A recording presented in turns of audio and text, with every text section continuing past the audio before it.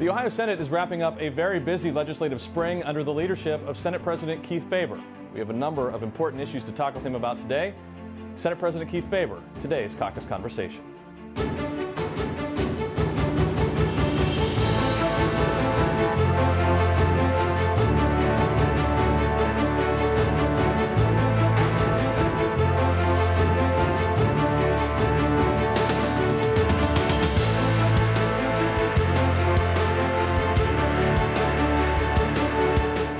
Senator, thanks for being here today.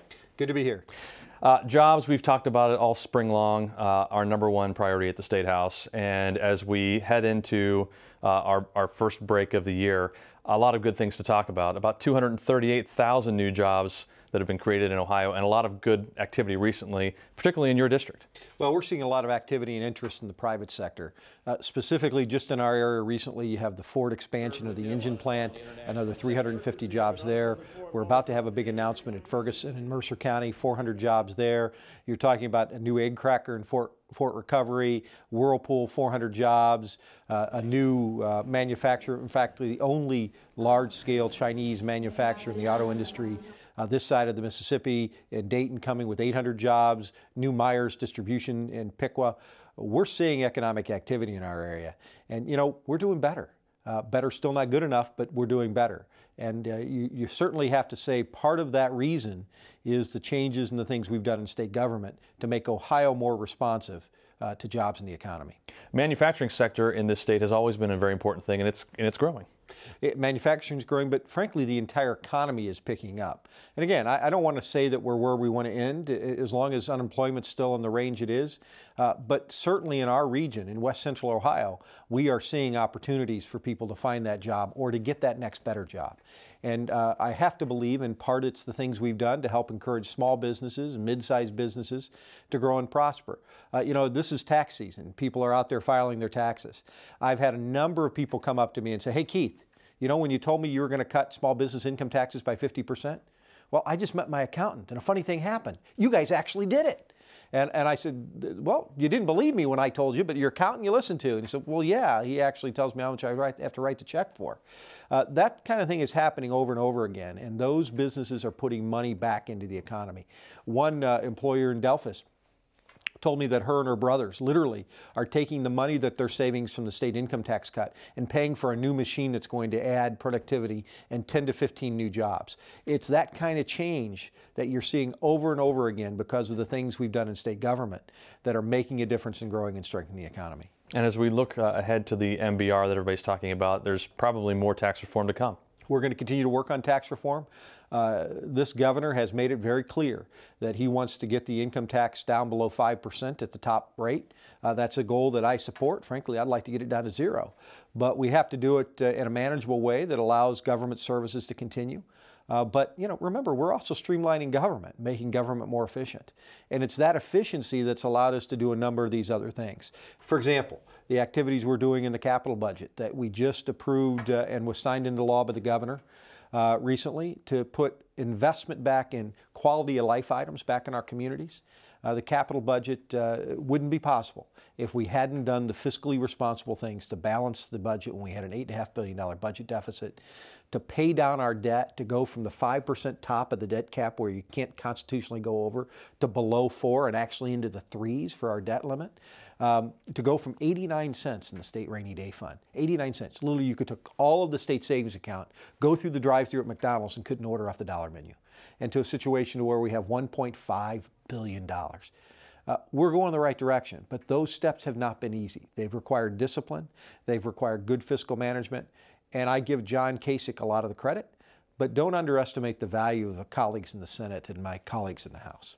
The capital budget, 31,000 new jobs are what's expected there. And these are things that are, when we talk about jobs and economic development, one of the big things about attracting people here to this state is making sure that we provide a great quality of life. And it sounds like these are the types of projects that you're talking about. Well, most of the capital budget is building new schools, putting money into higher education facilities, upgrading, doing maintenance on those facilities so you don't have leaky roofs, those kind of things. That's where most of the money goes. And then there's a chunk that goes to state facilities. The State House needs some work every now and again, and you have to then spend money on our parks. Historically, that deferred maintenance on just the state parks alone was estimated at $500 million, money that the state didn't have, so we didn't do the maintenance. Well, we put a record amount, over $200 million, into just doing maintenance at the state parks in this capital budget. Why? Because that's important. It's important to the quality of Ohio life. But the part that everybody talks about are the things we're doing locally in the communities, those community projects inside the capital budget. Those are the things where we help local governments do their quality of life things. It is the local parks, it's the Little League, it is the maintenance that we're able to help them do on fairgrounds. It's all of those things. And we made a priority this year to do those projects again. And in that discussion, normally, frankly, most of the money would end up in Cleveland, Columbus, and Cincinnati. In my conversations with the governor and the speaker, we reminded everybody that about half the population is in our urban core centers and about half the population in the rest of the state. The big projects generally in the urban areas, you know, like the new veterans facility that's coming to Columbus. You really couldn't do that kind of project in Salina. But we changed that dynamic from what used to be about an 80-20 split down to a more realistic 60-40 split. So there are a lot of rural areas in this state that are getting projects and getting some assistance for their quality of life items that hadn't particularly been in the mix.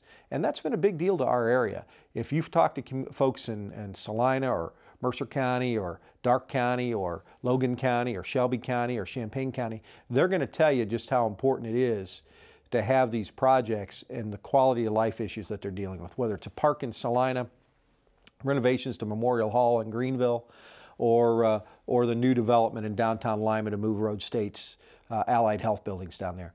All of those are projects that were prioritized by the communities, and they're projects that are mostly funded by the local communities, but the state's coming in to do a little bit to help make the project successful. There's been a lot of talk around the State House about local government funding and kind of where we are as a state economically, and the tough decisions that were made a couple of years ago, but how things seem to be looking up all around the state. Right.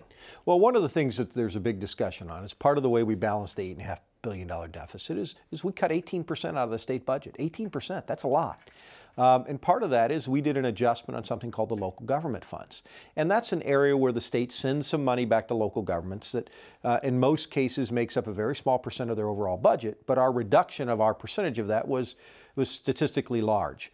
But for most communities, you're talking about a 1 or 2% adjustment when we were doing 18%. And so a lot of communities thought, now, hey, we want that money back. Well, the reality is, because we're doing better and because of the things we've done in state government, we're trying to get local communities to be self-sufficient. Make your decisions, live with your staffing, live with your needs based on your ability to take care of those long term.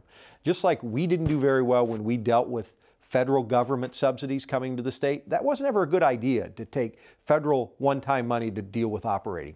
It's probably not a good idea for communities to have to come hat in hand to state government whenever they run out of money. Because when they run out of money, the state's probably also in fiscal jeopardy.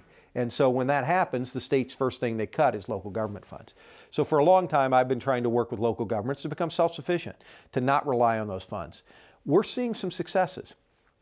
Many of our local governments, just read the newspapers around the state, are having record carry-forward balances. That means that because of their own fiscal stewardship, they're able to carry more money forward year to year.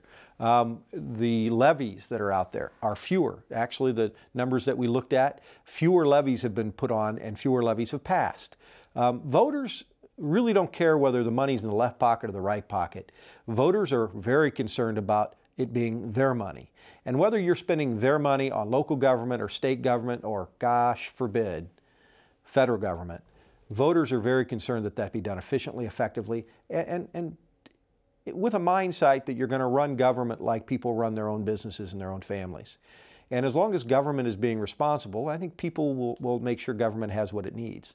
But I think what we're seeing is that in this era, you're certainly seeing circumstances to where local governments, because they had to be more fiscally prudent, are seeing the benefits of that. And I just caution everybody locally to keep an eye on the budget, just like we are in state government. You don't go give contracts that go at double-digit inflationary raises. You don't go spend things that you should be doing in your operations on capital side. Don't take capital money and put it in the operating budget. All those are short-term solutions that have long-term permanent pain. A lot of good things happening, but as you say, good is, what is it? Good We're doing better, but better's still not good enough. Better still not good. Senator, thanks so much for joining us today. Thanks for having me. And thank you for watching. As always, you can keep up to date with us every day on our social media pages, Facebook, Twitter, Instagram, and YouTube. The address is @Ohio Senate GOP, or visit our website, ohiosenate.gov/Republicans. Thanks for watching.